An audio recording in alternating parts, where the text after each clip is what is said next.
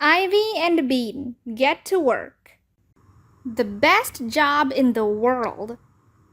Leo was almost running, and Bean and Ivy had to move fast to keep up with him.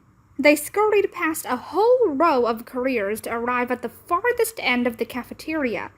There were only 2 tables in this row, and one of them was empty. The other was surrounded by kids. Behind it sat a big old man in a plaid shirt. "Herman, treasure hunter," his sign said. "Wow," said Bean, looking at Herman.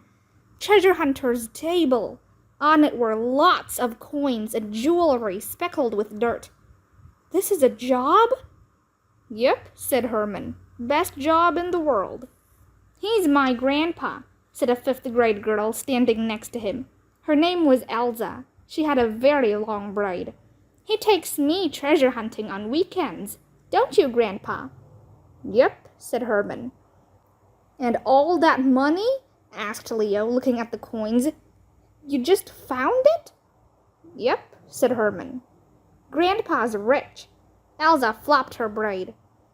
"How do you know where to look?" asked a 3rd grader named Sienna Kate, crowding in next to Ivy. "Well," began Herman. "You go to places where people lose things," interrupted Elsa. "You go to parks and beaches and parking lots and places like that because people lose things all the time in those places. They lose keys and watches and jewelry, even rings. We found this last weekend." She held up a ring with a face on it. "And I got this one," said Herman. He pointed to a little metal race car. "Antique, worth a bundle. Found it up at the lake." "But how?" asked Leo. "Do you just go and dig around?" Elsa laughed.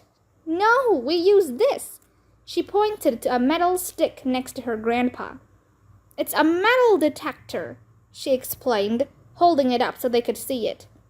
"You hold it over the ground, like this." She swung it over the floor. "And when it finds metal, like gold, it beeps. Then you dig." All the kids crowding around Herman's table moaned. "What?" asked Herman. "What's wrong?" "How much does a metal detector cost?" asked Leo. $162, said Elsa. "But it detects in water." Everyone moaned again. Leo shook his head. "I knew it was too good to be true." "We're kids. We don't have $162, Eric yelled. "That's almost 2 years of allowance," Marguerite said glumly. Herman frowned. "Hang on just a minute there." He leaned down, rummaged underneath his table, and brought up a big book. "Look!" The book was called Finders Keepers. On the cover was a picture of a hand holding a stack of gold coins. Herman pointed to the picture. "This fellow in the picture, he didn't use any metal detector. No, sir. He was digging out a basement, and his shovel struck metal. Clunk!" Herman's eyes got big. He pulled up his shovel, and there was a gold coin sitting right on the end. So he keeps digging, and guess what? He looked at Leo. "He found more?" said Leo. "He found a hoard," said Herman. "That means a whole lot," said Elsa. "A ton." "The old-time treasure hunters didn't have metal detectors," said Herman. "They had shovels, and they had intuition. That's all you really need." "What's intuition?" asked Zuzu. "A hunch," whispered Ivy. "A hunch!" cried Bean. "Right. You feel it sometimes," said Herman, looking into space in a mysterious way. "Yeah," said Elsa. "Real treasure hunters have a special sense." "Wow," thought Bean. "A special sense." Ivy nodded. "A special sense." "People have been finding treasure for hundreds of years," said Herman. "They didn't have metal detectors. They used their heads. They thought, where do people bury things? Where do people lose things? Then they'd go to that spot and dig up the goods. Metal detectors make it easier, sure they do. But the most important thing?" He tapped his head. "Intuition." "And a shovel," added Elsa.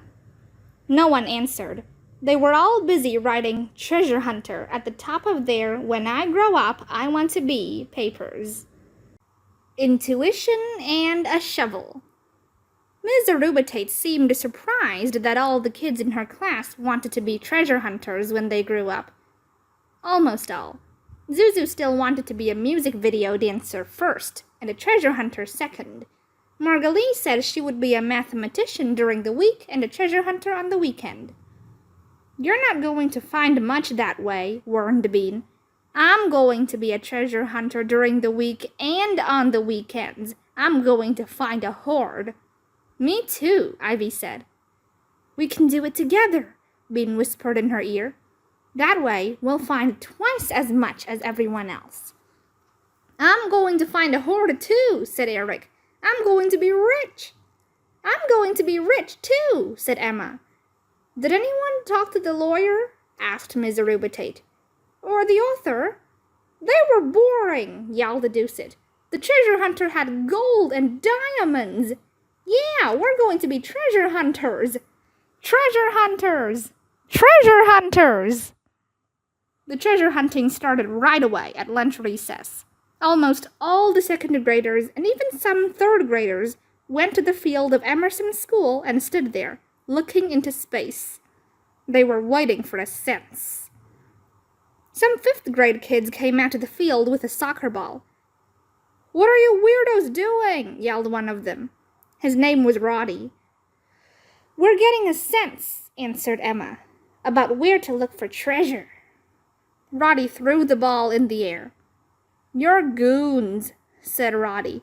"There's no treasure. It's a school field, and we want to play soccer on it." "Too bad," called Bean. "We were here first." In the end, Rose, the yard duty, had to come and settle it. She said they could get a sense on half the field, while the fifth graders played soccer on the other half. The second and third graders trooped to one side of the field and tried, again, to get a sense. It was hard, with the fifth graders laughing at them. Emma started swaying. She said swaying helped her concentrate. Ducet hummed. Bean stood, waiting for a sense. Nothing. She closed her eyes and tried to make herself get a sense. Treasure, treasure. What would she buy with her treasure? Candy, of course. But what else? Another pogo stick. A leaf blower. An emu. A dirt bike. A whole bunch of rabbits. A zip line. A swimming pool. 2 swimming pools. Her life was going to be so great once she was rich. Oh, wait, this wasn't a sense? She had to concentrate. She did. Nothing happened. Bean opened one eye a little to see what Ivy was doing. "Have you got one yet?" she shouted. Ivy shook her head. Suddenly, Leo started running. He had a sense. He ran to the big ugly bush that grew beside the fence. He picked up a stick and started digging. Then the stick broke. He found another and started digging again. Bean stopped waiting for her own sense and ran across the field to see what Leo's sense had come up with.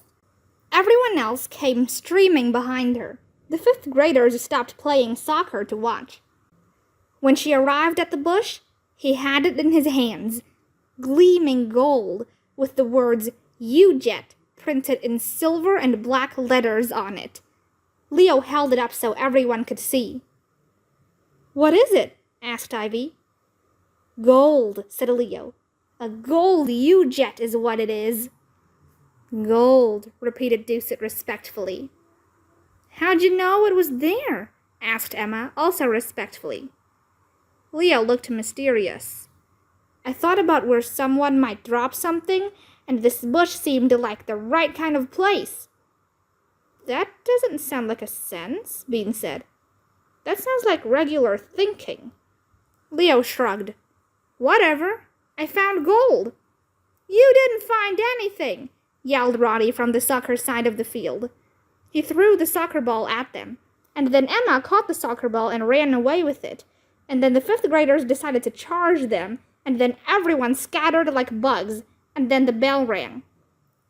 As the second graders were walking back to class, Eric said, I have a sense that I'm going to find something really good in my grandma's yard.